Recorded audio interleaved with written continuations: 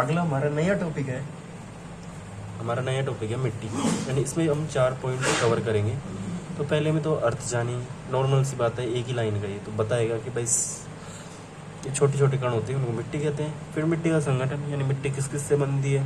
तो मिट्टी में जल भी होता है, खनिज लवण भी होते हैं, नाइट्रोजन भी होती है। तो ये सब मिट्टी, ये तो कुछ भी नहीं पूछे। मेन क्वेश्चन बनेंगे तीसरे पॉइंट से चौथे पॉइंट से। प्रकार कौन कौन से हैं, कौन कौन से प्रकार कौन कौन से जिले में, किस प्रकार का नाम, और भी कुछ अलग नाम है क्या नहीं, या फिर मिट्टी की समस्याएं कि मिट्टी में कौन कौन सी समस्याएं होती हैं, उनके उपचार क्या क्या हैं, ये सारी चीज़ें। तो पहला पॉइंट है कि मिट्टी का अर्थ क्या है। तो असंगठित चट्टानों की परत, यानी असंगठित यानी छोटे छोटे कण हैं, वो जुड़े हुए नहीं हैं, बल्कि ऐसे बिखरे हुए हैं। तो वो चट्टानों का रूप है, बिल्कुल छोटे छोटे कण। तो परत को मृदा बोलते हैं। फिर है पेडोलॉजी। क्या है पेडोलॉजी? बोलते हैं मृदा का अध्ययन, बस इतना ही लिखना है। फिर जलवायु, 5% जैविक खनिज, इससे संगठन, इसको नहीं लिखना। मेन बात आती है यहाँ से प्रकार, मिट्टी के प्रकार। अब देखो राजस्थान में क्या है, वैज्ञानिक वर्गीकरण 5 है, कृषि में ये लिखना है, ये राजस्थान लिखना है। फिर राजस्थान में किसने मतलब बांटा हुआ है, तो राज्य कृषि विभाग, अपने राजस्थान के राज्य कृषि विभाग ने तो 14 भागों में बांटा हुआ है। और जो वैज्ञानिक वर्गीकरण है उसके अनुसार अपने 5 है, ठीक है। तो अब देखते हैं, पहले तो इसको पढ़ेंगे फिर इसको पढ़ेंगे। पहले 14 प्रकार पढ़ेंगे फिर 5 प्रकार पढ़ेंगे, ये दोनों इंपॉर्टेंट है। फिर डायरेक्ट लगा देना राज्य कृषि विभाग का वर्गीकरण, 14 भागों में बांटा गया है। फिर मिट्टी के प्रकार और जिले लिखने हैं। साई, रोजेक्स श्रीगंगानगर, रेविना, ये जिप्सी फेरस बीकानेर में है, क्योंकि जिप्सम मिलता है बीकानेर में, तो जिप्सी फेरस है। पर्वतीय मिट्टी है उदयपुर कोटा में, तो यहाँ पे क्योंकि पर्वत है तो पर्वतीय मिट्टी। लाल चिकनी मिट्टी है बांसवाड़ा, डूंगरपुर, प्रतापगढ़, उदयपुर, चित्तौड़गढ़ का दक्षिणी भाग। फिर कैल्सी ब्राउन डेजर्ट है, भूरी डेजर्ट, ब्राउन यानी भूरी डेजर्ट, कैल्सी भूरी। तो जैसलमेर बीकानेर, क्योंकि मिट्टी मरुस्थल है तो डेजर्ट यानी रेगिस्तान, मरुस्थल वाली। फिर नॉन डेजर्ट ब्राउन, कैल्सी यानी मरुस्थल वाली नहीं है लेकिन भूरी है, यानी मरुस्थल नहीं है लेकिन फिर भी भूरी मिट्टी है। ये अर्ध शुष्क मैदान वाला आ गया। फिर नागौर, अजमेर, सीकर, झुंझुनू, जयपुर, अलवर। फिर नवीन भूरी मिट्टी है अजमेर, भीलवाड़ा में। ग्रे यानी ग्रे ब्राउन है, धूसर भूरी मिट्टी, जलोढ़ मिट्टी जिसे बोलते हैं, लूणी बेसिन में आती है। पाली, जोधपुर, नागौर, जालोर, सिरोही। फिर पीली भूरी मिट्टी बनास बेसिन में आती है, यानी बनास जो नदी बहती है वहाँ पे पीली भूरी मिट्टी। कहाँ से? राजसमंद में से तो स्टार्ट होती है बनास। फिर राजसमंद, भीलवाड़ा, चित्तौड़गढ़, उदयपुर, अजमेर, टोंक, सवाईमाधोपुर, यहाँ पे पीली भूरी मिट्टी आ गई, लिखनी है इसको। फिर मरुस्थलीय मिट्टी जैसलमेर, बीकानेर, बाड़मेर, जोधपुर तो है ही, प्लस में शेखावाटी भी ले लिया इसमें। फिर मरुस्थलीय बालू का स्तूप वाली मिट्टी जैसलमेर, बीकानेर, बाड़मेर, यानी बालू का स्तूप कहाँ पे? जैसलमेर, बीकानेर, बाड़मेर, जो चारों में है। फिर जलोढ़ मिट्टी, ये अपने साइड वाला आ गया, अलवर, धौलपुर, करौली, बारा, सवाईमाधोपुर, टोंक। फिर काली मिट्टी हाड़ौती क्षेत्र में ही है, कोटा, बूंदी, बारा, झालावाड़ में ही है। मध्यम काली यानी काली मिट्टी तो हाड़ौती में ही है, तो ये लिखनी है एक बारी के लिए। फिर लिखना है वैज्ञानिक वर्गीकरण। वैज्ञानिक वर्गीकरण में ये बनाना सबसे इम्पोर्टेंट ये है। इसमें पूछेगा कि जैसलमेर में कौन सी मिट्टी पाई जाती है? एरिडसोल, एंटीसोल, वर्टिसोल, एल्फिसोल, एंटीसोल। हालांकि इनको विस्तार में पढ़ेंगे, लेकिन इसको बनाना है। अब देखो जैसलमेर में एरिडोसोल पाई जाएगी। फिर श्रीगंगानगर, चूरू या फिर नागौर हो गया, जालोर, सांचौर हो गया, तो इसमें एंटीसोल पाई जाएगी। फिर अल्फिसोल पाई जाएगी, धौलपुर हो गया, अलवर, भरतपुर हो गया, जयपुर हो गया, दौसा हो गया, तो यहाँ पे अल्फिसोल, टोंक हो गया, अल्फिसोल पाई जाएगी। अब इसमें डूंगरपुर, बांसवाड़ा, उदयपुर हो गया, प्रतापगढ़ हो गया, राजसमंद हो गया, अजमेर का थोड़ा सा हिस्सा, तो इसमें एंटीसोल आई। फिर कोटा, बूंदी, बारा, झालावाड़, वर्टिसोल। वर्टिसोल का मतलब है काली मिट्टी, याद रखो। मतलब ये मैप अगर थोड़ा सा याद है ना कि ऐसे करके इसमें एंटीसोल है, ऊपर के में एल्फिसोल, बीच में तो है ही वर्टिसोल, और नीचे एंटीसेप्टी, और यहाँ पे एरिडो, तो ये हो जाएगा क्वेश्चन। अब इसको डिटेल्स में पढ़ेंगे। तो अब जो मैं एरिडोसोल में नीचे पढ़ेंगे ना, इसमें यहाँ पे जो जो भी हैं, तो इसको यहीं पे ऐड करते जाना है। इसमें ये जिले हैं, इसमें ये जलवायु पाई जाती है, और भी कुछ जो चीज़ें हैं तो इसमें ऐसे ऐड करना है कि इसमें ऐड कर सके, ऐसे लिखना है इसको। मैं बता दूँ कौन कौन सी चीज़ें लिखनी है। एरिडोसोल, एरिडोसोल को लिखना है पश्चिमी राजस्थान लिख के ब्रैकेट में लिखना है जोधपुर बीकानेर। अब इसमें जोधपुर बीकानेर क्योंकि जगह कम है अपने पास, तो लिखना क्या है, जोध डैश बीका डैश बाढ़ डैश जैसल। तो ऐसे छोटा भी लिखा, या फिर JBB जे पश्चिमी राजस्थान JBB, ये जोध बीका बाढ़ जैसल, इतना ही लिखना है। जलवायु लिखनी है शुष्क जलवायु। ये जलवायु प्रदेश में भी अपन ने पढ़ लिया कि शुष्क जलवायु पाई जाती है। बस इतना ही, दो ही चीज़ लिखना है, 2 लाइन में हो जाएगा, ज़्यादा भी नहीं है। फिर एंटीसोल सेकंड नंबर पे आ रही है अपने, ये यार उत्तर पश्चिमी राजस्थान में, मतलब शुष्क और अर्धशुष्क को जो मिला के बनाते हैं, शुष्क अर्धशुष्क एंटीसोल में आती है। फिर इसमें लिखना है सर्वाधिक, हाँ ये भी लिखना है एंटीसोल में सर्वाधिक, राजस्थान में सर्वाधिक पाई जाती है, सर्वाधिक यानी सर्वाधिक क्षेत्र में सर्वाधिक मिट्टी पाई जाती है। और दूसरी सर्वाधिक एरिडोसोल, दोनों लिखनी है वहीं पे, उसी में ही लिखनी है मैप में। फिर अल्फीसोल वाले मैप में लिखनी है, वहीं पे एक ही मैप है उसमें लिखनी है कि पूर्वी मैदान में जलवायु आर्द्र, ऐसे नहीं लिखना, अब वहाँ पे लिखना अल्फीसोल, ये जैसे ये लिखा है तो पूर्वी मैदान में लिखना है, ऐसे तो पूर्वी मैदान और आर्द्र और उपाद्र, बस इतना ही लिखना है, तो समझ में आ जाएगा कि आर्द्र और उपाद्र क्या है, जलवायु है। फिर लिखनी है इंसेप्टिसोल, जो कि शायद ऊपर है इस साइड, तो लाल भूरी ब्रैकेट में लिख देनी है। और दक्षिणी, अरे हाँ ये तो नीचे है, डूंगरपुर बांसवाड़ा साइड, हाँ वही, तो दक्षिणी भाग में लाल भूरी ब्रैकेट में लिखनी है। फिर ऐसे करके लिखना है दक्षिणी भाग में, और फिर ब्रैकेट में दक्षिणी भाग के लिखना है RBCU और वागड़, ऐसे दोनों लिख दें। फिर ऐसे पूरी लिखनी है, राजसमंद भीलवाड़ा चित्तौड़गढ़ उदयपुर पाली और बांसवाड़ा वागड़ प्रदेश याद होना चाहिए, बांसवाड़ा प्रतापगढ़ डूंगरपुर तीनों। फिर जलवायु भी लिखनी है अर्धशुष्क और अर्धतुल्य, ये जलवायु लिखनी है।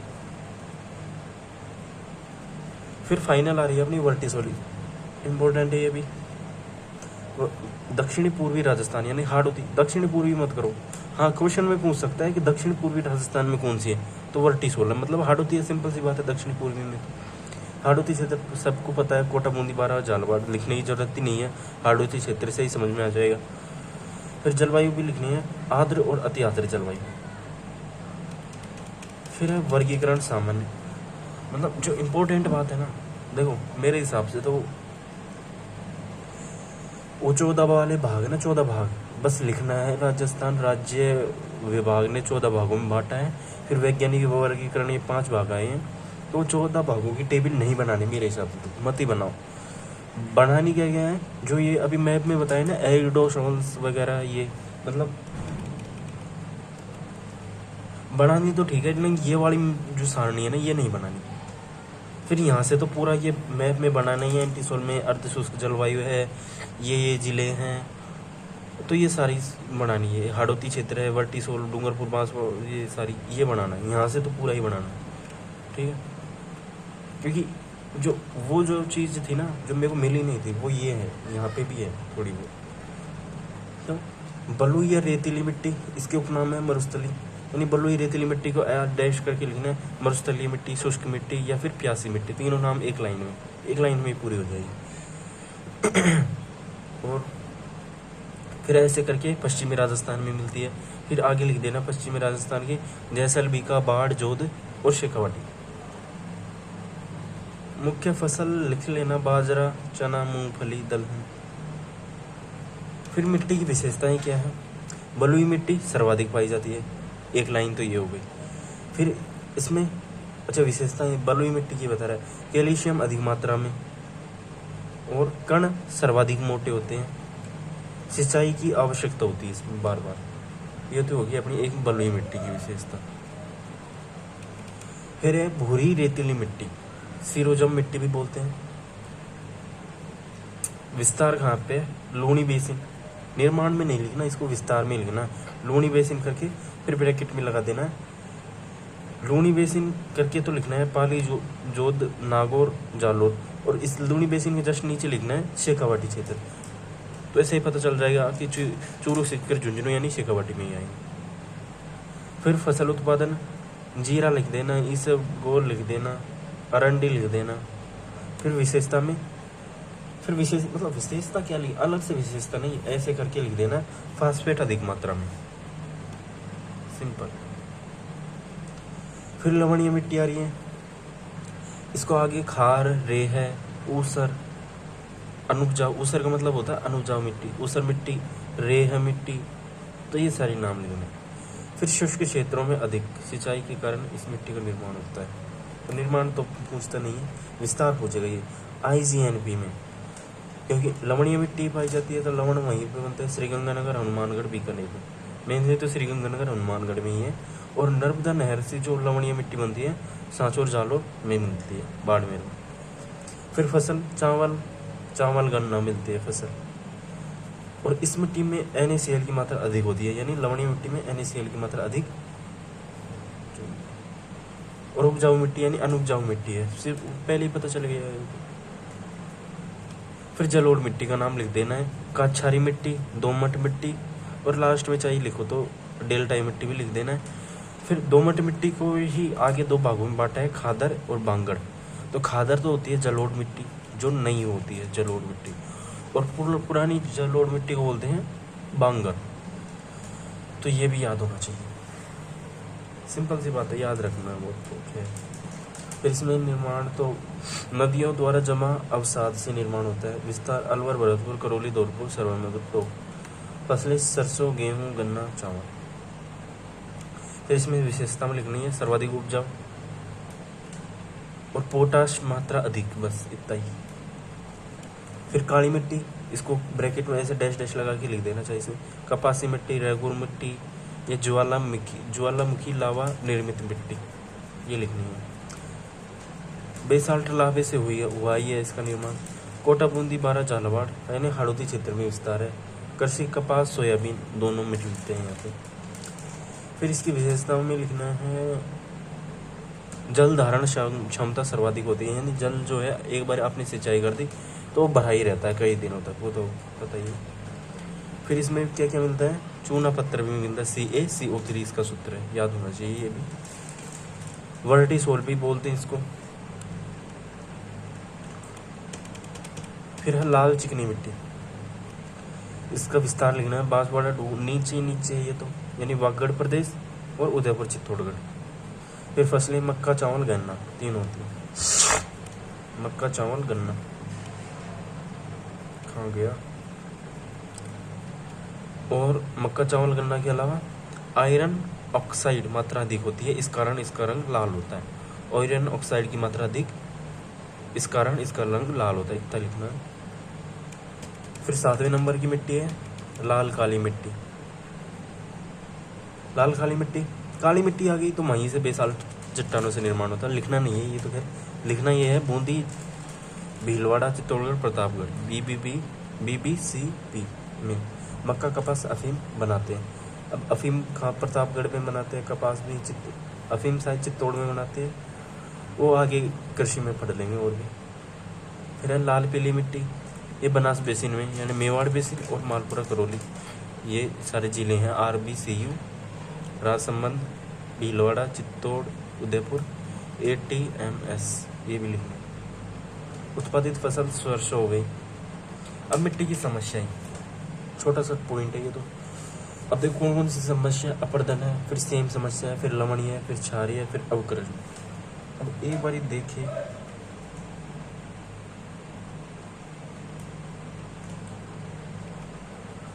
अगर हो सके क्या अलग अलग लिखना पड़ेगा उनको। तो ये सारी मिट्टी समस्याएं लिख के डैश डैश लगा के लिख देना, 1 2 3 4 5 4 5 है। पहला लिखना है अपर्दन। अपर्दन क्या है, लिखना है ऊपरी सतह में कटाव, बस इतना ही लिखना है। अपर्दन के आगे ऊपरी सतह में कटाव। फिर ऐसे करके इस पे कारण लिखने, कारण क्या क्या है ये पूरे लिखने। कारण लिखने, वनों की कटाई, अति पशुचारण यानी पशु को चारे के रूप में जो कटाई होती है, चारा के रूप में जो काटते हैं वो बहुत ज़्यादा कटाई करते हैं। अवैज्ञानिक कृषि यानी बार बार कृषि करना, तो भी अपर्दन होता है। खनन यानी खोदना मिट्टी को खनिज वगैरह के लिए बहुत ज़्यादा, तो अपर्दन होता है, उससे मिट्टी उड़ती है, एक्स्ट्रा बह के चली जाती है। फिर अपर्दन के कारण, ये दो कारण हो गए जैसे प्राकृतिक ही ये हैं, लेकिन ये जो अपर्दन है ये अलग अलग अपर्दन हो गए। फिर हवा से सर्वाधिक अपर्दन होता है। अपर्दन के कारक, ये कारण है, ये कारक है, यानी ये तो कारण है कि किससे कटाई हो रही है, और ये कारक यानी किससे हो रही है, ये भी सेम ही है वैसे तो। हवा हो गई, वर्षा जल से अपर्दन होता है, नदी से अपर्दन होता है, तीनों से अपर्दन होता है। सिंपल, हवा से मिट्टी उड़ती है, बह के चली जाती है। वर्षा जल से भी कटती है, नदी से तो कटती है बहुत ज़्यादा। फिर अपर्दन, अब देखो ये अपर्दन, या तो ये मत लिखना है डायरेक्ट, यहीं से लिखना है ये अपर्दन के प्रकार। परतीय अपर्दन पूछेगा किससे होता है, हवा से होता है। परतीय अपर्दन हवा से होता है तो सर्वाधिक हवाएं बहती हैं पश्चिमी राजस्थान में, जैसलमेर में, तो परतीय अपर्दन सर्वाधिक जैसलमेर में होता है, तो ये पूरा लिखना है। फिर दूसरे नंबर पे लिखना है चादरीय अपर्दन, किससे होता है, वर्षा जल से। अब वर्षा सर्वाधिक होती है सिरोही में, राजसमंद में। और ये चादरीय अपर्दन का मतलब होता है जो पर्वत होते हैं ना, उस पर वर्षा होती है ना, तो वो जो पर्वत की मिट्टी कटती है तो सर्वाधिक बढ़ती है सिरोही में, और फिर राजसमंद, सिरोही लिखना है इसमें। अवनाली अपर्दन होता है नदी जल से, जो नदी बहती है तो सिंपल सी बात वो कटेगी नीचे से बहुत ज़्यादा, तो चंबल बेसिन से सर्वाधिक अवनाली अपर्दन होती है, ये भी याद है। अपर्दन का मुख्य कारण राजस्थान में तो हवा है, सर्वाधिक हवा से ही लिखना है, हवा से सर्वाधिक बोल देना है राजस्थान में, एक्स्ट्रा लिखना नहीं है इसको, या फिर यहीं पे दो। उपाय क्या है, उपाय भी लिख ही देना। वृक्षारोपण यानी वृक्षों का रोपण यानी वृक्ष लगाना। चरागाह भूमियों का विस्तार यानी फिक्स कर देना, उसमें ज़्यादा काटा छाटी नहीं करना।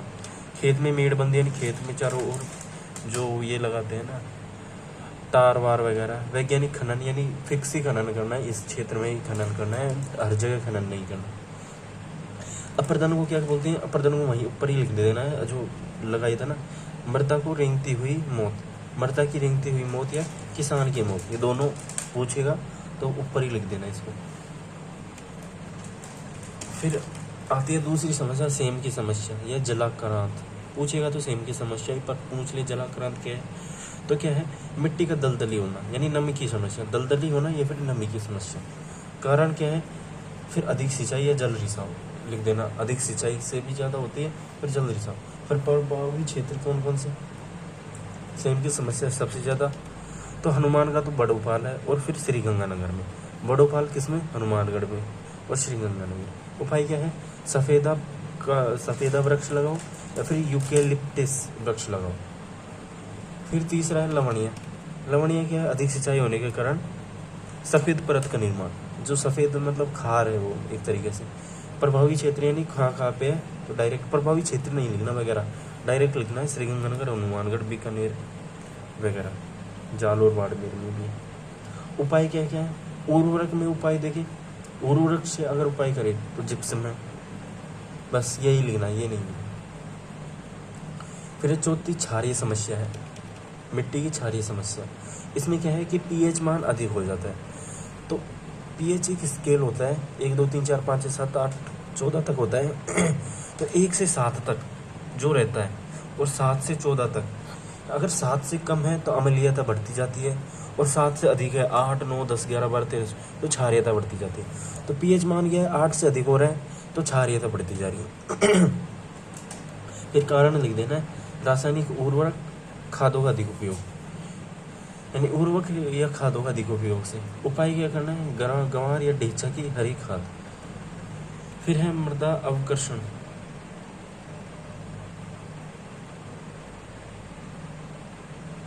इसको नहीं लिखना। फिर ये अपना टॉपिक हो ही गया।